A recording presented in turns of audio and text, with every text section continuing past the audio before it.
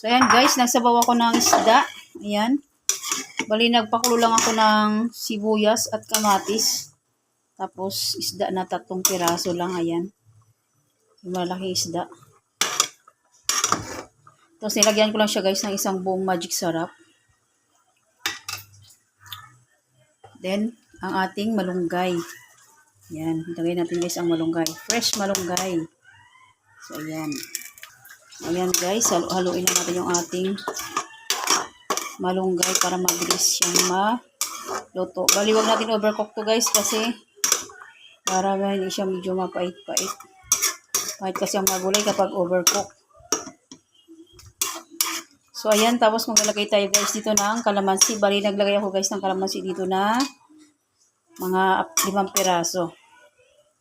So, ayan. Maglagay tayo ng kalamansi guys. Ayan. Fresh kalamansi. Ayan. Kasi, paulam natin sa ating stir dye. Lagnat din yata. So, ayan. Nilutuan natin siya ng sabaw. Para makahigop siya ng sabaw. Tikman natin guys kung sakto lang ang lasa. So, yun.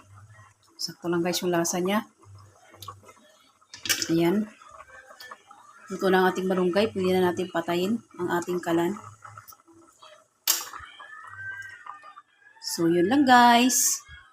Thanks for watching. Please like, comment, and share. Shout out guys sa mga lahat ng followers ko dyan guys.